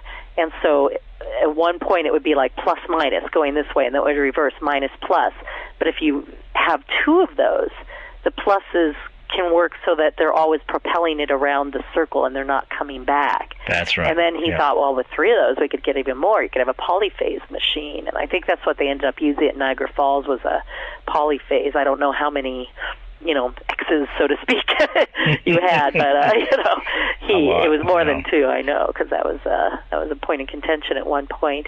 But that was so huge. I mean, I don't think people today, we just take it so for granted. But again, it was like he truly invented the impossible, just shocked the world, and everybody at that point in time knew who Tesla was. He was so famous in his day. Now there are stories, and I don't know again if these are true, because I've only read it in one source, and I don't know how credible that one source is. That's okay. Go ahead and share them. But the source says that Edison and J.P. Morgan kind of conspired to work with book publishers to keep Tesla's name out of the books because they wanted the Edison name to be prominent in the field of electricity, so that people would continue to invest in GE and the Edison property, and to discredit Tesla and keep him from being commercially viable. And I don't know if that's true, but it would sure explain a lot, because even in his own time, he wasn't as famous as he got older. Now, he did get a revival on his 75th birthday. Time magazine actually put him on the cover. As he got into his upper 60s, Tesla started a habit of calling the press and having a little press conference on his birthday. And he would talk about the latest thing he was looking into. And because, at that point, he was only maybe 20 years past his most famous invention, people still knew who he was, and they would show up very eager. Now, it kind of had a negative effect in the sense that he would talk about these big ideas, and after a few of these in a row, they realized he's never going to build any of these. They're he's just just ideas. talking about them. They're just ideas. And so the interest waned and kind of dropped Concepts. off. But 75 being a big year, I think some of his friends helped get together and brought this about. And people from all over the world wrote him, including people like Albert Einstein, sending him happy birthday greetings. Right. I mean, it was quite a wonderful thing. Earlier in the century, and I think it was 1914 or 15, again, I'd have to check my notes, there was a rumor that he and Edison were going to be splitting the Nobel Prize that year. And both of them were upset by this because neither felt they should have to share it with the other. But it's not clear, again, whether the rumor was false to begin with or because of the reactions if the Nobel Prize Committee decided, better not go there. It's a complete mystery what happened. All I've seen is the actual New York Times article announcing that Tesla, and Edison were going to split the prize. And then, of course, the announcement that other people had actually won the prize that year. Yeah, they dropped them. Yeah. So the missing part of the story, again, all I've seen is speculation from a variety of authors, but no one seems to have nailed down what the truth of that incident was. And I don't know if people who knew the truth would actually tell it the right way. Everybody wanted to protect somebody or hurt somebody, through their own account. So it's just one of those mysteries. What happened? It seemed like it was coming their way, and then it didn't. But Tesla did at one point win, ironically, the Edison medal, which was not handed out by Edison himself, but by a society that had taken his name, an electrical society in New York. And Tesla was kind of upset when he got nominated for the award because he's like, you're going to decorate my body at a time when, I'm starving, I have no income, and you're going to give me, a medal? It's like, give me an investment, help me set up a lab. Don't pin a medal on my poor shabby coat. He was really kind of pissed about it, and his friends, who had gone to the trouble of trying to get him the award, of course, managed to talk him down and talked him into coming and accepting the award, and, very interesting moment in his life, and in a way it was like a great honor and yet a great humiliation because the name of the medal itself was Edison, that of his rival. So that wasn't too cool. Must have been frustrating for him. Yeah, and there's a story on the internet I want to talk about because these things just get out there. And there's a story about these cars, because at one point Edison had built his electric car and Tesla had an electric car. I mean, he didn't build the car, he just changed the motor to run on electricity. And evidently he was with somebody who thought he basically put it together by magic and was pulling energy out of the sky, basically out of nothing, and powering this car with absolutely nothing. Other accounts say it was a zinc battery, and I believe that. Yeah, I think the zinc battery. Tesla was not a magician. He did not discover a source of free energy. As far as I can tell, I mean, I've done a lot of research because, there were a lot of rumors, Tesla had this mysterious energy source. It's like, no, if he did, he wouldn't have died poor, And he didn't die entirely poor because, thank goodness, George Westinghouse, who he had worked with, died long before Tesla, did. But his son, when he found out, just before this Edison medal came about, Tesla had to declare bankruptcy, and it was in all the papers in New York, great inventor bankrupt. Can you imagine how humiliating that is?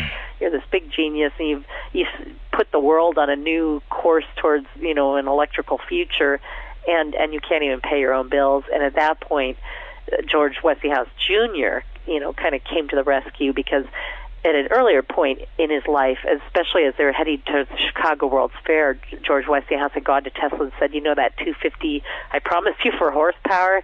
He goes, if I honor that contract, the bankers are going to take me over. If we break that contract, I have a chance at saving the company and getting alternating current out to the world. but it's really now in your hands because I don't know what to do. You tell me what to do. And Tesla took the contract and ripped it up and said, you were the first guy who believed in me, and I believe in you, and, we are going to bring alternating current to the world. But by ripping up that contract, he gave up literally millions and millions of dollars in royalties. Trillions. Could you imagine today? Well, nowadays, in today's money. Well, billions anyway. But trillions, quite a lot of money. Pay off the debt. Yeah, because I don't even think, not even that was worth that much. But George Westinghouse Jr., that when he found out he was bankrupt, he arranged to pick up all of Nikola Tesla's expenses. He was living in a hotel, and he had a lot of past debt at that point. He had already by then sold his Wardenclyffe property in part to pay his debt, but it kept accumulating. He didn't have enough income, and so the Westinghouse business basically agreed to pay his bills for the rest of his life, so he never had to worry about actually having a place to live or food to eat. Anything else was kind of on him, but I think they gave him a small stipend, too, of like $7,000 a year, which, again, at that time was not insubstantial, but it wasn't enough to make him rich, but it certainly kept him from being poor. But if he had discovered free energy, my point is he wouldn't have needed any of that, because that's the kind of thing he could have truly sold for millions of dollars, and would have. He knew all the people who would have bought it if he had been able to come up with that. So I just kind of want to put the nail in that coffin. It's like, that didn't happen. Has anybody the car was powered by conventional means, even if the guy who was sitting next to him didn't understand how he did it.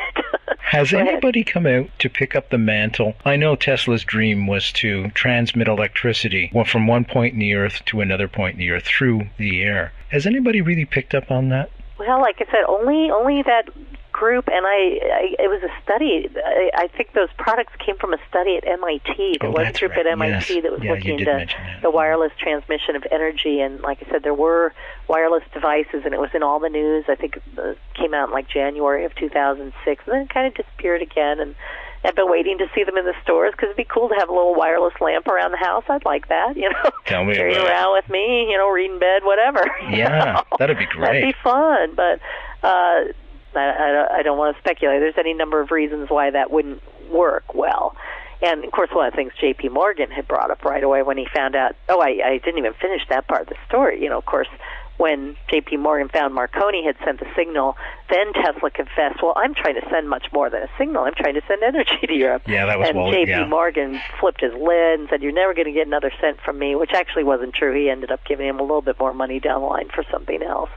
But and J.P. Morgan's son, who was also named J.P. Morgan, as I seem to recall, gave him some money, a few times as well, but never in the same, big amounts as before, and certainly never for the same reasons. So Tesla really burned a very serious bridge at that point, from which he never really recovered, I think. I think Nikola Tesla is coming more and more known, and I think shows like this will help out, but also I want to talk about your screenplay. And well, like I said, I don't want to talk about my screenplay because I don't talk about that, but I will talk about, there was a ceremony at Niagara Falls. Nicely done. Nicely done, Lisa.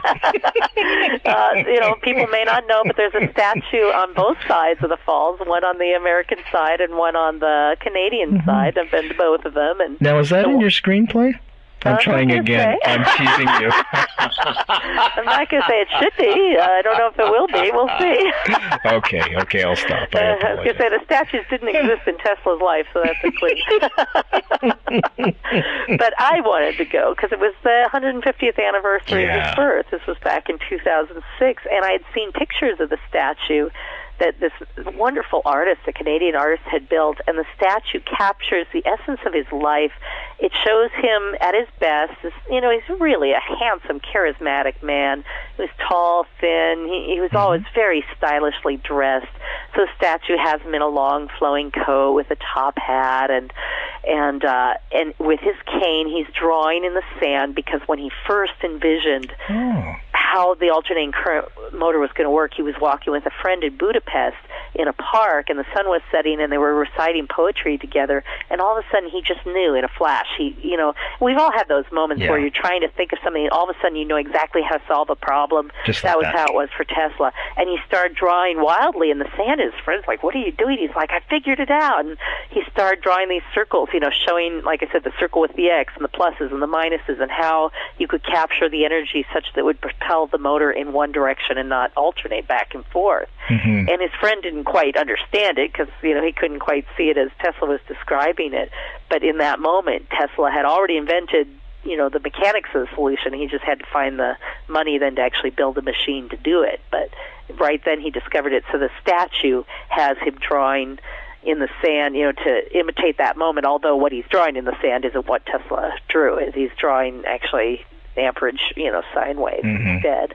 But also on the side of the statue is a marvelous quote from Tesla. At one point, he was so proud that he had actually been able to harness Niagara Falls, because, like I said, that had been his dream since childhood. And he said something about marveling at the power of the mind, that, when you really have that thought and you hold it, very firmly in your head, sometimes you can make that happen, which, of course, is the premise of that book, The Circle, and half a dozen other, books for how to get The Secret and all these other things. It's like, just focus. focus. So I'm hoping if I focus on this screenplay, maybe, see, I'm talking about a screenplay now, maybe I'll get a draft that I'm happy with, and I'll be happy to share and shop around. So I've shown, a couple of drafts to friends. I get their comments, and I think about it, and whether I want to incorporate them or not, and sometimes I do, and sometimes I don't, and then I go write another draft. But it's a tough story, and I will also say there are a number of other screenwriters in town. There have been easily 20 or 30 Tesla scripts floating around, and it's hard because most people are famous for one thing in their life, and Tesla's really famous for several. Yes. I mean, we didn't even talk about his bladeless turbine, and how I think it's Toyota is now using that in their cars. I mean, there's all kinds of other kind of sideline inventions that to him were just throwaways in his pursuit for, his holy grail quest for wireless energy. But like I said, I think the reason his story hasn't been told is it's very hard to squish down into 2 hours. So we've even toyed with making it into a mini-series, because then you could tell all the pieces of his life without having to condense them. And for most people, that'd be really boring. You don't want to know all about their life. You just want to know about their great moments. And, with Mozart and Salieri, you had this great, rivalry. So that was easy to focus the story there. The polar. With, Tesla and Edison, if you focus only on the rivalry, you miss so much, because there's so much else that's, in my mind, extremely interesting. Oh, I agree with you. Yeah. Yeah, so it's hard. What is the essence in your mind of Nikola Tesla that we should celebrate? Is he a tragic character in history, do you feel? Yes, I do feel part of the reason for his latter-day anonymity is a bit attributable to himself. He did kind of promise more than he could deliver, and that's kind of a lesson too. It's like, do be careful. The more extreme your claims, the better you have to be able to support them, and that's especially true for a conspiracy-minded audience. It's like when you say things that aren't supported by fact, people turn off and they turn away and they just write you off. It is so important to be 100% factual and not stretch the limits of things, because, the reason I pursue this is I want us all to share the same reality. I want to live in the truth. I don't want to live in a false version of history, and I don't want to have to talk to people as if their false version of history is the truth when I know that it's not. Precisely. But I also know that people won't listen to me if I say even one little thing that they can take apart and say, oh, that wasn't true, therefore nothing she said is true. Everything can be called into question. And that's why it's so important for us, more than most people. We have to be extremely careful. And Tesla was not careful in that way. He would say things like, I think I picked up a signal from Mars, and all of a sudden that became his legacy, and then it was easy to write him off and dismiss him, and don't put him in your textbook. He's the guy who thought he heard from Mars. Crazy old man. I mean, you can't do that to yourself and to your work and to your legacy. So that's, I think, part of the lesson of Tesla. And the other part is, like I said, when somebody truly does have a breakthrough genius idea, we don't reward them. We don't reward the people who take risks in society. We reward the people who are most like us. That's kind of a majority rules society as opposed to truth and best ideas rule. I mean, if the best idea ruled, we would have had Betamax and not VHS. There's all kinds of examples of that throughout history. So that's, part of the tragedy is our collective tragedy, that, we tend to stick with what seems to be the tried and true, and, what's better known as opposed to what's better. Now, I know in your writing, And you're an exceptional writer. You may be the best writer I know. Oh, stop. Thank you. No, you are. You really are. And I want to talk about your blog and your writing for a second here. I know you carry that high ethic over into your writing. Now, there's a lot of people listening that may be budding writers. What would you say to them who's thinking about maybe going to school, who's thinking about maybe going in a different direction with their writing? What would you recommend that they do? Well, first, learn the rules of grammar before you break them. Don't break them in ignorance. Break them only in knowledge thereof. Bingo. It's what any painter or writer or musician or composer would tell you, too. Learn the basics first, then change the rules. Don't just skip around them. I mean, that's truly what separates the great from the good, and the long-lived in their creative lives versus those flash in the pans, because you really have to know how to write. Mm-hmm. And it's not hard to learn, but, I still have to look things up in a style guide now and then, Strunk and White or whatever. It's like, businesses, does that have an apostrophe after the S, or before, or how does that work, Mm-hmm. Like, it ends with ESS, so therefore what? And, it's just, don't be afraid. Go look it up. If you don't know how to spell a word, check a dictionary. I mean, don't assume. So that'd be rule number one. Rule number two is be very clear what you want to say, and I don't mean just have a lot of facts. What is the shape of the facts? And that's the hardest thing with my screenplay, too. It's like, what exactly am I trying to say about Tesla? When you say, what is the essence of the man? In a way, that is the nut of why it's so hard. How do you tell somebody's story? And that's something I'm still learning, so I would not pretend to be an expert on that. Mm-hmm. But you have to figure out what you're trying to say, and you're not just trying to say, this happened, then this happened, then this happened. That's not a story. Hotel Rwanda, if you see that movie, yes, I have, what actually. The author is trying to say is one man can make an incredible difference. And if you're willing to, risk your life, sometimes you can save so many. And that's an important message. That's right. And without that message, it's just a horrible story of killing, But with that message, it's a very powerful statement of what one lowly person can do when they just decide to say, this is wrong, and I'm going to help. Do you know the story of General Dallaire? He's a Canadian hero. He was the Canadian general that was in charge of the United Nations, the peacekeepers. Mm-hmm. And Nick Nolte in that movie plays General Dallaire. Right. It's kind of loosely based on General Dallaire. Nick Nolte plays a colonel. General Dallaire was a general. Right. After he came back from Rwanda, because he didn't get any support whatsoever to help try and save 800,000 Tutsis. It was just massive murder everywhere. He had a nervous breakdown. He was found in a park in Ottawa under a bench, completely drunk and suicidal. Oh, that's so sad. He has since written an extraordinary book called Shake Hands with the Devil. Wow. And it's an incredible ride, as I say. It shows the ineptness of the United Nations. All countries on the Security Council, they just didn't want to deal with it. And he puts it right there in black and white, and pun fully intended, basically because they were dealing with an African country, and it was black people. Wow. That the world just stood by and let it happen. I do feel that there's definite racism in the fact that, we just stand by and we let the genocide go on. And a lot of people do talk about Darfur these days. Yes. Very few talk about the near genocide in the Congo. I mean, many more people been killed in the Congo, but that's much more complicated because Darfur is, largely, what do I want to say, an ethnic thing, whereas Congo is more about resource control. Yes. And there are warring factions there because it's a very incredibly mineral-rich area.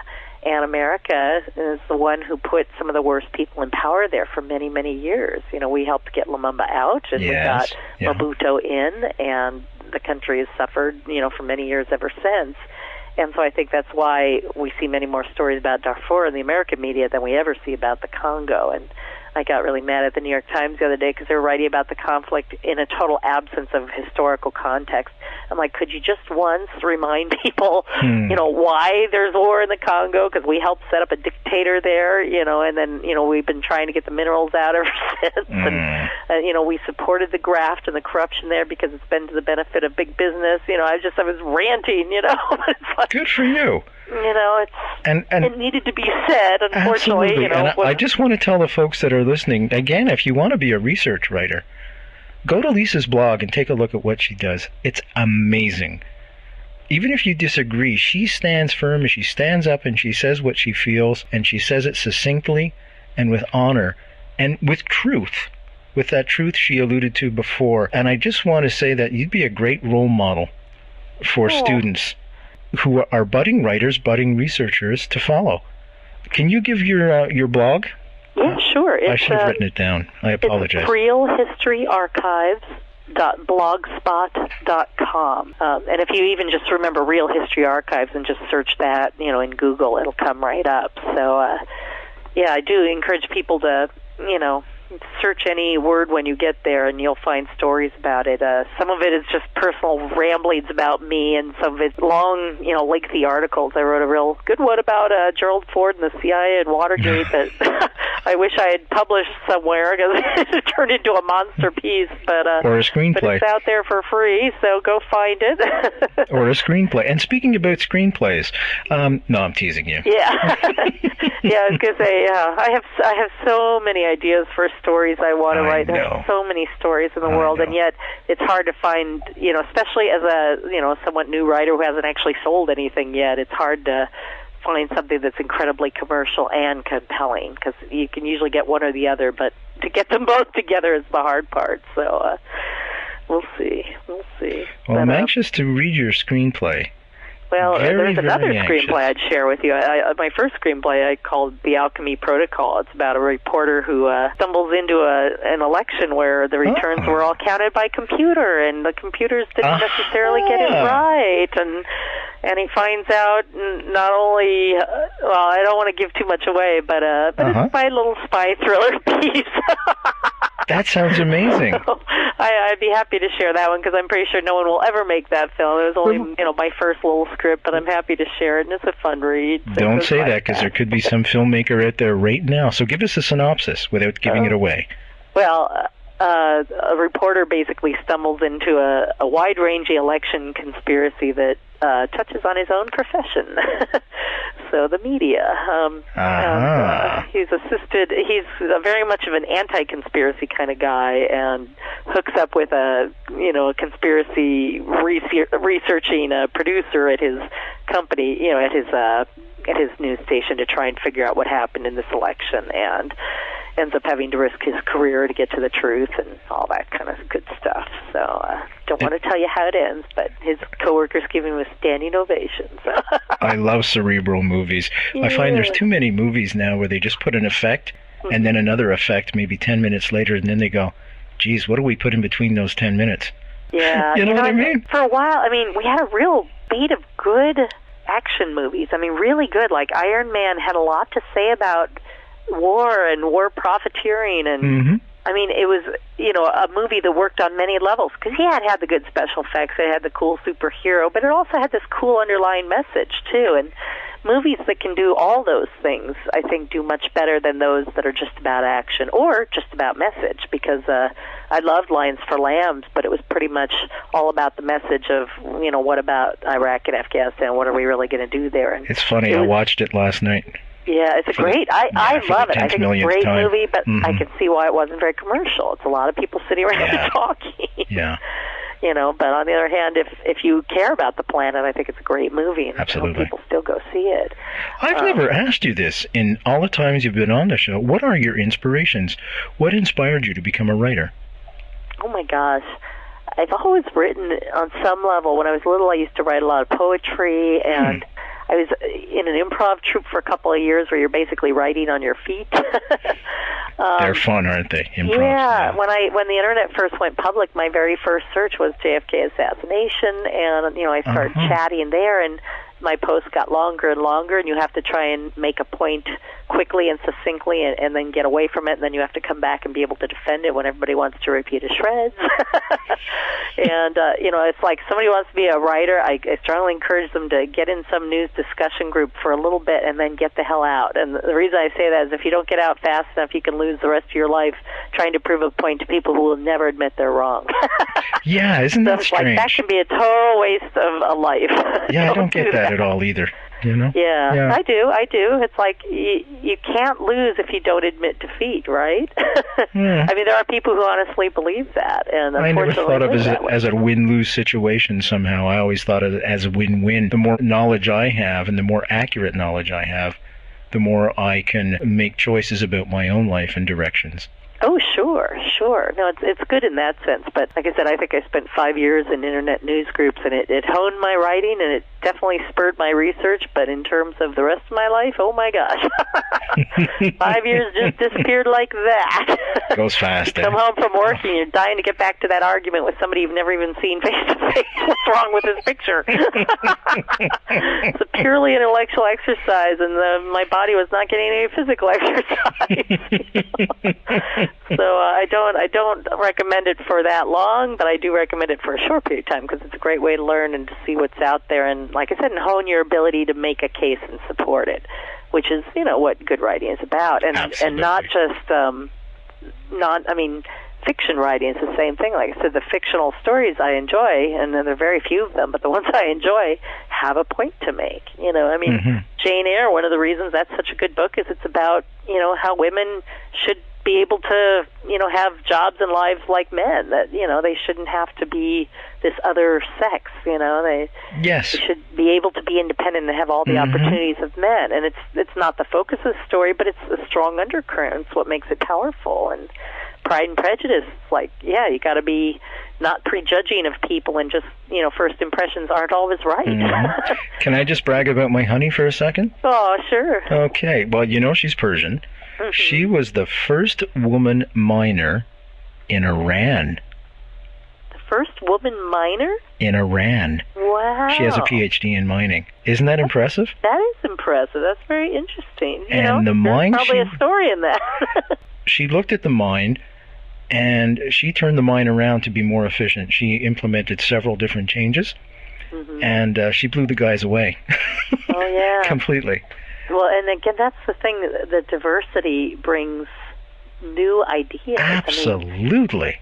It's funny, the influence Obama is having beyond just being president. At my own firm where I work for an accounting firm, and they're making a big push for diversity of inclusiveness, and they're saying this isn't just to be politically correct, this is because we're finding that when you include more diverse viewpoints, you actually get better ideas. Imagine that. Things you wouldn't think of, and there's real, bottom line benefit to having diversity. Absolutely. God, what a shocker. Hello. Welcome to 2009. Why didn't you get this 100 years ago? Exactly. Yeah. But it's funny, I think Malcolm Gladwell, I don't know if you know his books. No, I don't. I'm sorry. Oh, he's a really interesting guy, and he writes very well. He takes quirky anecdotes and comes up with these great theses, so to speak. He wrote a book called The Tipping Point, where he talked about different people. Okay, I've heard of this book. Yeah, like, what it takes for an idea to, go from just a few people to, thousands of people. What is it that, causes something to take hold where something else won't?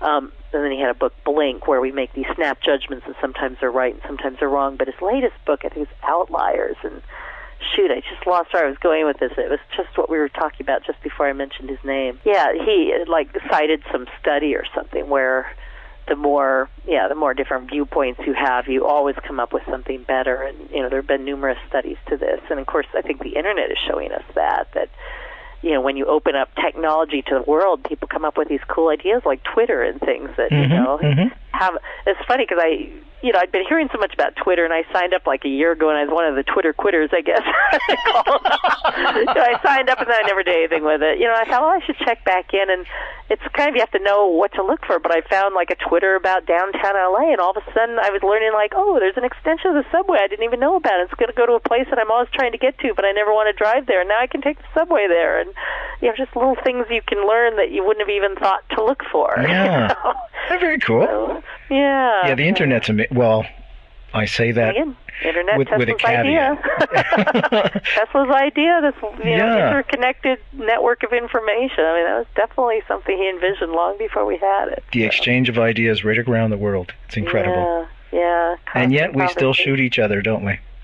Well, what's up with that, Lisa? It's funny, and I was thinking as I'm reading about the World Fair, I think part of it is still the distance issue. It's The internet has brought us closer in some ways, and yet, you know, I mean, how much do you read?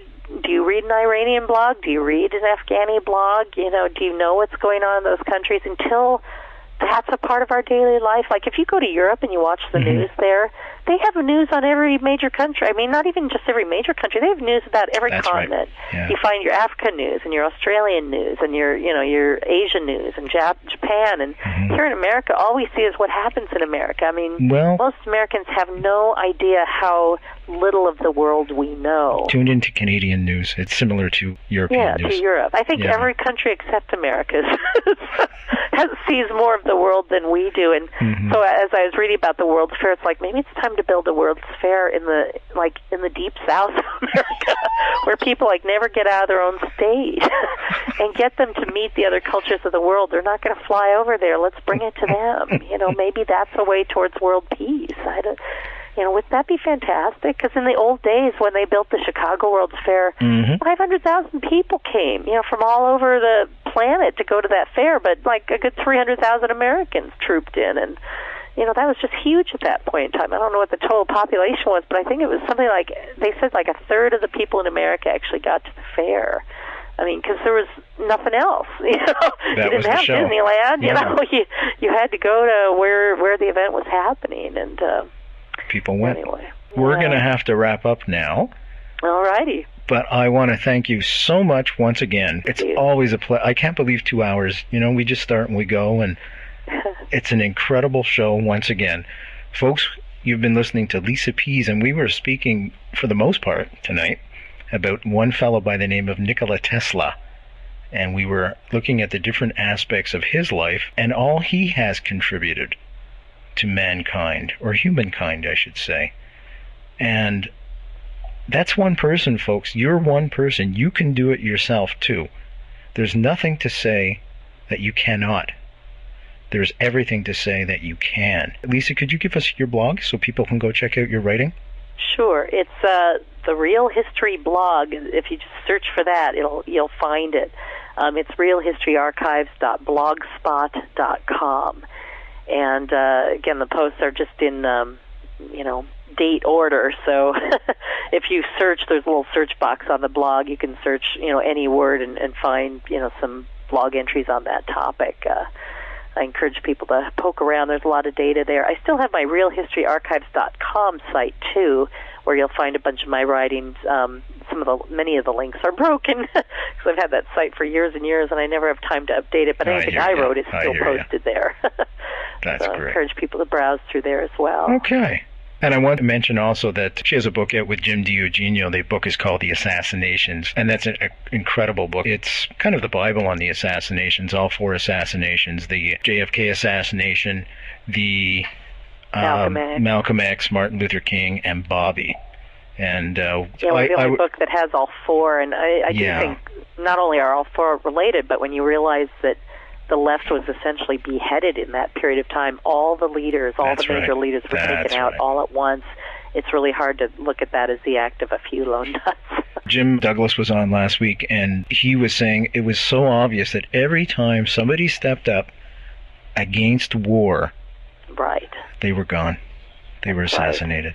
That's right. And that's why I do think Obama's being so careful, and why he was so similar to John Kennedy. When John Kennedy came into office, we were involved in this horrible war in Laos. And one of the first things he did was bring that war to an end.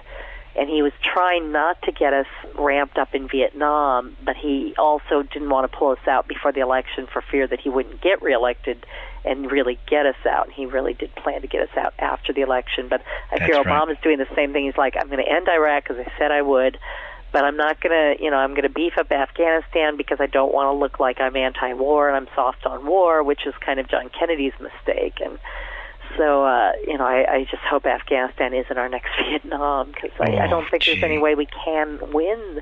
Oh, no, I agree with you. It's not our country. It's not our culture. We don't understand the dynamics there. I want to bring all the women and kids from Afghanistan and bring them here to Canada.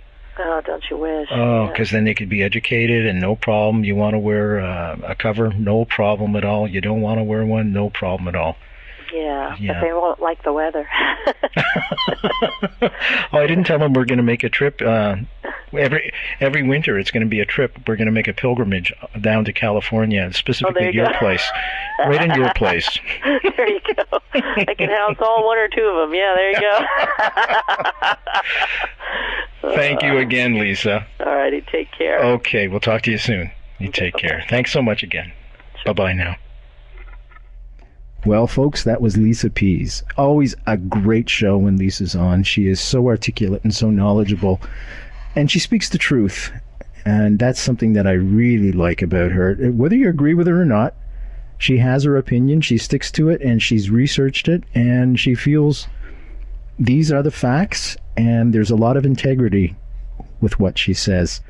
Coming up, we're going to have a show on a book called The Gauntlet, which is written by a Canadian, and it deals primarily with terrorism and covert ops. That's going to be a really interesting show. We're going to have Deborah Conway from JFK Lancer will be a guest, and Whitley Strieber will be here.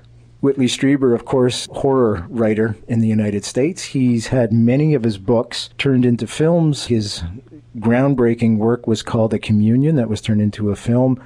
He had another one called Wolfen, and you've probably seen the one that came out a couple of years ago. It was called The Day After Tomorrow. It's the one with Dennis Quaid in it where New York freezes over. They're all Whitley Strieber books. That's going to be a great show. That night also, Cold Spot is coming back. Remember Cold Spot was up here for our Halloween special? The paranormal research team from Collingwood, just outside of Toronto. They're going to be here, and they're driving all the way up to join us for a live show. That's going to be great. So May is jam-packed. Also, in June, we've got a whole series special on the Bobby Kennedy assassination. I'm getting ahead of myself now. In July, we've got a UFO special. We've got Michel Deschamps going to be here co-hosting the shows with me. As you know, he's the MUFON Northern Ontario director. He's going to be co-hosting the shows with me. We've got Stanton Friedman will be here. He's kind of the godfather of UFOs. We're going to be talking about Roswell, alien abductions. A great show out of Winnipeg called Mysterious with Chris Rutowski and Chris Reed. They will be on the telephone live. We'll be talking about various aspects of their show and various aspects about UFO. Chris Rutowski's written several books on UFOs. He's a Canadian authority. And another Canadian authority. We have a whole Canadian lineup for you in July. We're going to have Don Ledger on. We're going to be talking about Canada's Roswell. I bet you didn't even know we had a Roswell. Well, we do, and it is actually the only UFO sighting that has been documented fully by a Department of Defense, and that Department of Defense is Canada's. So it's right there in a government official UFO sighting. That's coming up in July, and we've just started booking for August. And August 12th, we're going to have another Canadian author on. We're going to be talking about werewolves. I'm really looking forward to that one. That's going to be great, especially with a local author, because I love local authors and promoting local Canadian talent. So that's it for Night Fright. You've been listening to Night Fright. I'm your host, Brent Holland, and you're listening to CKLU 96.7 FM, Laurentian University in beautiful Sudbury. Wednesdays between 3 and 5 in the afternoon, 10 and midnight at night, and you're listening to Caper Radio, Cape Breton University in Sydney, Nova Scotia. Beautiful Sydney, Nova Scotia. Wednesdays from 3:30 in the afternoon to 5:30 in the evening. CILU, Lakehead University, 102.7 FM. Rockin' Thunder Bay. Sunday night at midnight. And CJMQ, 88.9 FM, the voice of the townships, Sherbrooke, Quebec. Saturday nights from 9 to 11. CJUM, 101.5 FM, University of Manitoba in Winnipeg. Wednesday night, Thursday morning, 1 a.m. to 3 a.m. Sound FM 100.3 FM, University of Waterloo, Waterloo, Ontario. Sunday night, Monday morning, 3 shows back to back, 2 a.m. to 6 a.m. I'm Brent Holland for Night Fright. Thanks for listening. We'll see you next time.